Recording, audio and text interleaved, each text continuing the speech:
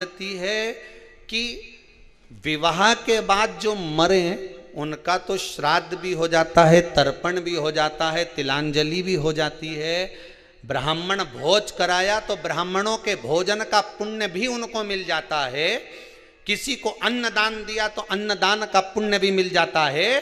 पर रावण कहता है कि अगर मैं कुंवारी अवस्था में मर गया तो ना तो मेरा पिंड होगा, ना मेरा तर्पण होगा, ना मेरी तिलांजलि होगी, ना ब्राह्मण भोजन करेंगे तो उसका भाग मुझे मिलेगा, ना आप तीर्थ करने जाओगे तो उसका भाग मुझे मिलेगा, ना कोई सत्कर्म का भाग मुझे मिलेगा। अधोगति में मरे हुए व्यक्ति को भाग कैसे मिलेगा? कुंवारी अवस्था में मरने वाले को क्या मिलेगा? ये कई लोग कह देते हैं हम तो बड़े परेशान हो गए, वो कोई 10वीं में पास नहीं हुआ, कहीं का 12वीं में फेल हो गया, कहीं कोई एग्जाम में बैठा था, कंपटीशन एग्जाम में बैठा था, कोई नौकरी की तैयारी कर रहा था, नहीं हुआ, मर गया। अरे भैया, सारे टिकट फुल हैं तो ट्रेन में चढ़ोगे तो बाथरूम में बैठना पड़ेगा। बोलो सही है कि गलत है? अरे जम के तो बोलो, सही है कि गलत है? अब बाथरूम में बैठकर जाना पड़ेगा और वहां भी धक्के खा रहे लोग। कह रहे चलो बाहर निकलो, हमें अंदर जाना है। फिर बाहर निकला, भैया फिर टीसी, फिर चले गया।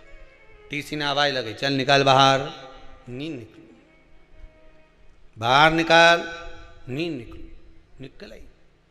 कौन है अंदर? नहीं, टीसी आवाज लगा, नहीं निकला। अब उसी तरह टिकट फुल है ना, तुम चले जाओ। उसी तरह भगवान ने तुम्हारी उम्र लिख के भेजी थी, इतना साल जिएगा, और तुम जबरदस्ती की नहीं मैं तो रस्सी बांध के मरूं, नहीं मैं तो ये खा के मरी जाऊं, नहीं मैं तो ट्रेन के नीचे कूदी जाऊं, नहीं मैं तो ये करके मरी जाऊं। अब मर तो गए पर ऊपर तो सीट फुल, फिर क्या करोगे? तो कि ये भटकता रहे, इके भूत प्रेत बना दो, डाकनी पिशाचनी चुड़ैल बना के भेज दिया, उन्हें भटकता फिरे। अब दिखे तो है ही नहीं, वे तो हवा के रूप में घूमे। इतना में बीच बीच में टीसी आता रहे, वही पहाड़ा के ऊपर चढ़ के गदा लेके और बेहतरीन काला और काली मूंछ और जोरदार मुकुट, उसमें बीच में नीलम चमक कर गया और मूंछ पे ताव दे के हम यम है। इके इतनी देर में जैसे टीसी आवाज लगाए थे, इके टिकट याद है ही नहीं, पुण्य का टिकट होता। फिर बीच बीच में यमराज आके डराता रहता है, कहाँ भटक रही है बेरू? भटके रोता है जीव, वो प्राण तो छोड़ देता है, वो मर तो चले गया। भटके रोए, जिसके घर का जीव रहता उसके दरवाजे पर रोज जाकर विनती करता है। देखो श्राद्ध पक्ष में कुछ तो श्राद्ध पक्ष में दिया तो सरी। अरे ये कथा कह रही है दादा, श्रीमद् भागवत में वर्णन आया है, पर गोकर्ण ने धुंधकारी के लिए कितना दान दिया। बोलो सही है कि गलत है? अरे बोलो तो सही। भागवत सुनी कि नहीं सुनी?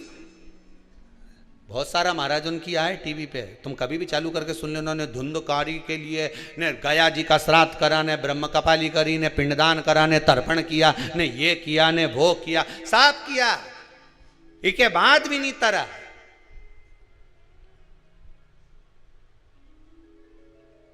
प्रेत की योनि में भटक रिया। तो गोकर्ण ने पूछा सूर्य नारायण भगवान से, ये तो बताओ ये भटके क्यों?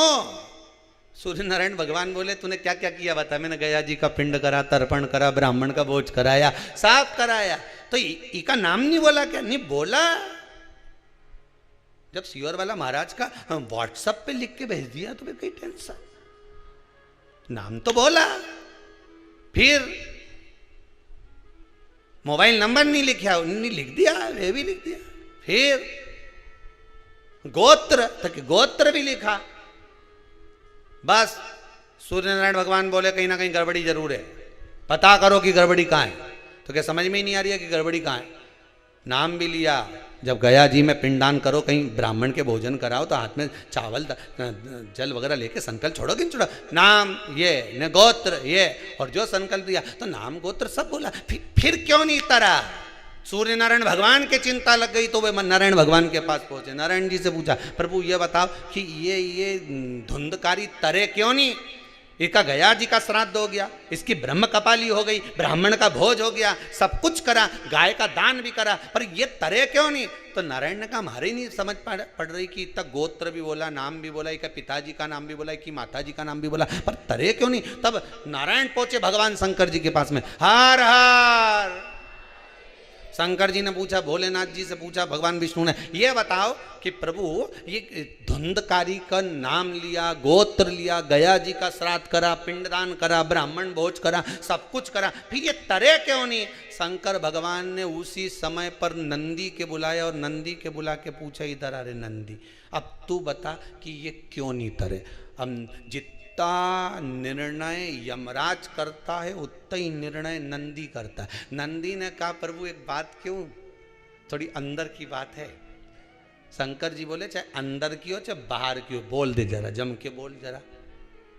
तो नंदी ने तुरंत कहा, प्रभु बात इतनी सी है कि जब जब पिंडदान करा, जब जब तर्पण करा, जब जब ब्राह्मण भोजन कराया, जब जब तिलांजलि करी गई, तब धुंधकारी का नाम धुंधकारी बोला गया। ठीक है, गोत्र आत्मदेव का बोला गया, आत्मदेव का ही पुत्र था ना, आत्मदेव का बोला गया। फिर गलती कहाँ हो गई? नंदी बोले गलती ये हो गई कि इसकी सहेली की संतान थी और उसकी गोदी लेके आ गई थी पैसा दे के। बोलो सही है कि गलत है? गोदी लेकर आ गई थी पैसा दे के। गोत्र बोलना था सहेली का, बोला जा रहा था इधर का, इसलिए तर नहीं पाया, इसलिए नहीं तरा, मोक्ष नहीं मिला। अब जितने लोगों ने भी व्हाट्सएप पे नाम लिखा ने गोत्र लिख के भेजा, अच्छे से भेजा है नहीं भाई? नहीं तो बाद में क्यों, हमने तो यज्ञ में भेजा था और सीवर वाला मिश्रा जी ने 24,000 श्लोक की आहुतियाँ छुड़वाई, ने 21 ब्राह्मण के बुलाया, ने खूब आहुतियाँ दिलवाई। इसके बाद भी कहीं का बोले कि अभी भी तुम्हारे यहाँ पितृदोष रह गया तो फिर समझ लेना। इसलिए निवेदन है, ये 7 दिन कथा चल रही है, बहुत सावधानी से जिन जिन ने नाम भेजा, गोत्र लिख कर भेजा, सही भेजा। तो 21 ब्राह्मण जो यज्ञ कर रहे हैं, सवेरे उठकर वो लोग सबसे पहले संकल्प देते हैं गोत्र का कि आज इनकी आहुति है। तुम्हारे धन की मूलता नहीं है, उन जीवों को तारने की मूलता है।